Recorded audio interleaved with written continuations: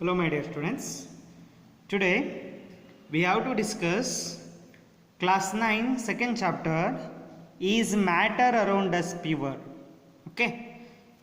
I hope in the first chapter we have discussed about the matter our surroundings. So whatever the things we have to see our surrounding, those all are nothing but a matter. Okay. So those matters whatever present in our surrounding, is it in the form of the pure form? So we have to discuss that things in this lesson. Okay. How do you judge whether a milk, ghee, butter, salt and spices, mineral water, juice that we buy from the market are pure? Have you said milk is a pure what you brought from the market, or whatever the spices you bought from the market, whatever the butter you have to bought from the market, is it in the form of the pure form? So here you have ever noticed that the word pure written on the packets of these consumables? So is it consumable, means which we can have this, which can write on that packet it is a pure? No. For a common person, pure means having a no adulteration. See, adulteration means we can't add any substance more. Pure means it contains the same type of substance, not a more than one type of substance. Okay. For a common person, pure means having a no adulteration, but for a scientist, all these things are actually mixture of different substance and hence not a pure. See, for a scientist, pure means there is a no adulteration, means we can't add anything. So for example, milk is the actually mixture of water, fat and proteins. If you consider a drop of milk, it contains water also, fat content also, and proteins also. When a scientist says that something is pure, it means that all the constituents of the particles of the substance are the same in their chemical nature. See, scientist says pure means whether all the substance present in that particular object, it should be pure form. It contains the same type of substance. For example, if you take a wheat, in wheat there you have to see there is a mixture of small stones and a small pieces of that crop you are getting. It is not in the pure form. If you want to make a flour of the wheat, if you clean those things, isn't it, we can separate that one, isn't it? Until that it is a mixture, we should call it as a mixture. It is not a pure substance. Okay. As we look around, we can see that most of the matter around us exists as a mixture of two or more pure compounds. See, I said same example, wheat contains water. There is a small black stones are there, others there is a small piece of crops all mix in that. If you want to make it a wheat flour, we can clean that wheat food grains and make a concentration of the wheat is more, then we should take that one into the flour. Okay, then so it means a pure substance means it contains the same type of substances. Okay. Two or more pure components. For example, seawater, it is also mixture, isn't it? In a seawater there is so many mineral soils, everything is mixed. So these all are called, we should call it as a mixture. Then what is meant by mixture? Mixture is the constituted by the more than one kind of the pure form of the matter. See, is known as substance. See, there is a mixture of two or more pure form of the substances. We should call it as a mixture, isn't it? A substance cannot be separated into their other kind of a matter by any physical process. For example, I said, for example, if you take a wheat which is mixed with a small stone, by hand picking process we can separate that one. We should clean that wheat. This is physical process, but in a If you say it is a mixture, it is completely mixed up. We can't separate that one by any physical process. We should use the what chemical process there. Okay, we know that dissolved sodium chloride can be separated from the water by the physical process of evaporation. See, the dissolved sodium chloride, that is salt, can be separated from the water. If you want to separate a salt from the water, okay, what we have to do?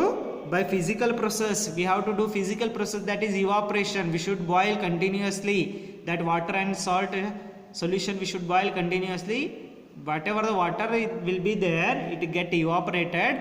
Only salt powder, it remains at that beaker. Okay. However, sodium chloride itself is a substance and it cannot be separated by physical process into the chemical constituents. Similarly, sugar is the substance because it contains only one kind of a pure matter and it is a composition is the same as a throughout. See, sugar is also substance, isn't it? But NaCl is also substance. Means salt is also substance. It contains a two.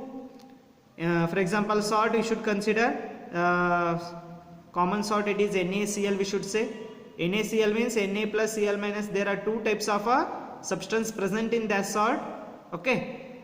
Similarly, but in case of sugar, it is not. Sugar, it contains only one type of a substance throughout, isn't it? So that soft drinks and soil are not a single substance. See, if you are drinking a soft drinks like Lemon-Da, Coca-Cola, it doesn't contain what a pure form. It contains what a mixture. Those are not a single substance. Whatever the source of a substance may be, it will always have the same characteristic properties. So if it should be a what a substance of a same characteristic property, therefore we can say that mixture contains more than one substance. So what is mixture? Mixture, it is nothing but it is a composition or a combination of two or more pure substance. Okay, then what are the types of mixture? Depending upon the nature of the components that forms the mixture, we can have a different types of mixture. See, depending on the what nature of the component, it depends on the nature of the component, whether it is solid and solid we should mix, or solid liquid we should mix, or solid gas, like that. It is depends on the what nature of the component, we can conclude that. Okay, next, there 2.1 and 2.2 activity they have given, but for your syllabus it's not there. For according to new syllabus, those activity they have skipped. If you want to watch those activity, you can get those activities in YouTube also. You can see that. Okay, then what is solution then? A solution is the homogeneous mixture of two or more substance. What is meant by homogeneous mixture? It means a substance, a mixture which involves uniformly throughout the that system. For example, water and sugar, you should mix up, isn't it? Is it homogeneous? We can't separate that one by the physical process, isn't it? The whatever the sugar solution is there, it tastes same for every corner of that beaker, isn't it? So such a solutions are called homogeneous mixture. Then a solution is the homogeneous mixture of a two or more substance. You come across various type of solutions in your daily life. So you have to see homogeneous mixture in our daily life. For example, Lemon-Da, soda, water, etc. It is homogeneous mixture. We can't separate the things present in that.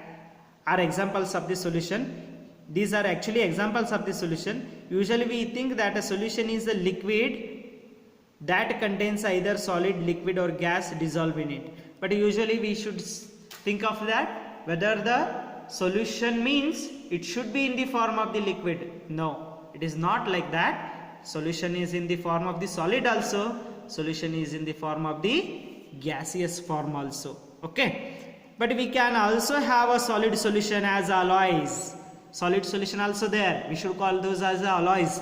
For example, one metal combines with another. For example, if you using a gold. Gold is the mixture of what? It is the mixture of copper and gold, isn't it? Copper and gold. Copper is also solid, gold is also solid. It combines to form a gold ornaments. So those are called alloys, the mixture of two or more metals. So alloy definition they have given, alloys are the mixture of two or more metals, or metals and non-metals. Even you can mixture of metals and non-metals also we should say it as alloys, and cannot be separated into their component by physical method. We cannot separate this is copper, this is gold, like that. We cannot separate by the physical process, but still an alloy is considered as the mixture because it shows the property of its constituents and it can have a variable composition. For example, brass is the mixture of approximately 30% of zinc and 70% of the water copper. See, brass what we should call, so it contains a 30% of zinc and 70% of the copper here. Okay, a solution is the homogeneous mixture. I said alloy is also solution, isn't it? A sugar in a water is also solution, it is a liquid solution. Alloy is a solid solution, isn't it? And a gaseous solution, for example air contains a hydrogen, nitrogen, okay, carbon dioxide, those all mixture is nothing but a air we should call. This is also mixture, isn't it? That is also mixture of a that mixture we should call it as the water gaseous solution. We should say it as a gaseous solution. In a solution there is a homogeneity at the particle level. For example, lemon tastes the same throughout. This shows the particles of the sugar or salt are evenly distributed in the solution. See, for example, if you are having any soft drinks, for a first sip to the last sip you are getting the same taste, isn't it? In a first sip you are feeling a salty, and last sip you are feeling a taste that one as a sweetness. No, not like that. So actually whatever the soft drinks you are having, for a first sip to the last sip you are tasting the same means you are feeling the same taste there. So what we should say, whatever the solution is there, it is the same for the throughout that solution. Okay, I hope you are getting this one solution. A solution as a solvent and a solute is in its component. See, a solute plus a solvent, together form solution. We should form it is a solution. A solution has solvent and solute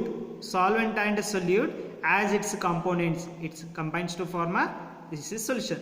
The component of a solution that dissolve the other components in the is called solvent. See, what is meant by solvent then? The component of a solution. Solvent is also component of a solution, isn't it? That it dissolves the other components in it. See, it dissolves, solute dissolve in it, which is able to dissolve other things. We should call it as a solvent. The component of the solution dissolved in a solvent is called solute, which is dissolved in solvent. We should call it as a solute. Getting this one? A solvent is a composition of the solution itself. It able to dissolve solute. Then what is a solute? A solute is the component of the solution that is able to dissolve in a solvent. That is the difference between solute and a solvent. For example, a solution of a sugar in a water is a solid in a liquid solution, isn't it? Sugar is a solid, water is a liquid.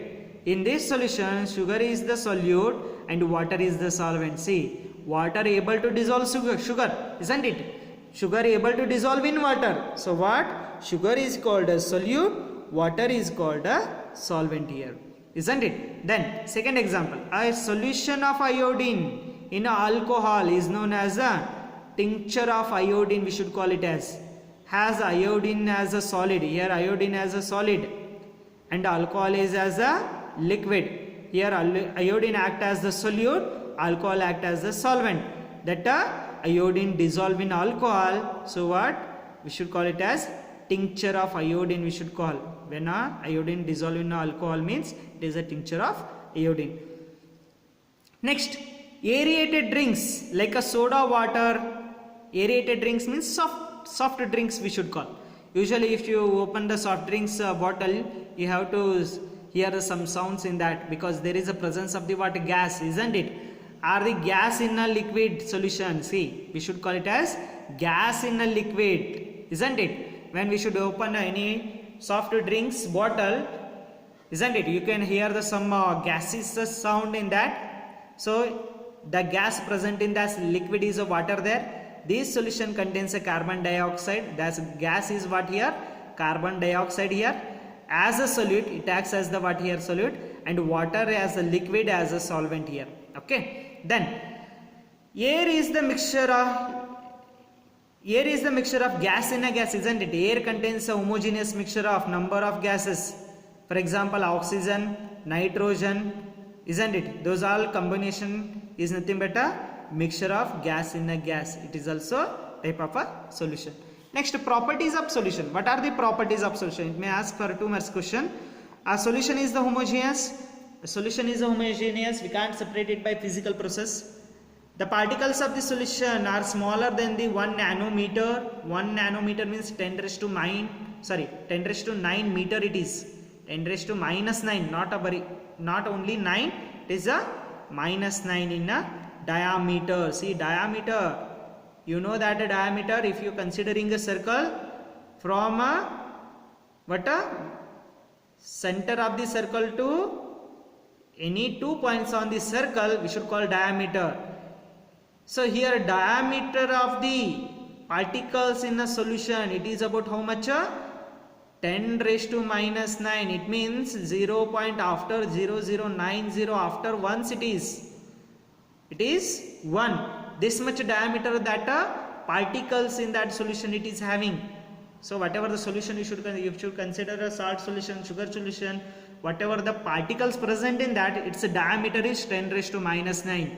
10 raised to minus 9 means after 0 point there is a 90, then 1, that much of diameter it is having. Okay. We cannot see them by the naked eyes. If you sugar solution, if you are seeing, you cannot see sugar particles separately, isn't it? Then because very small particle size, why we can't see that one? Because particle size is very small.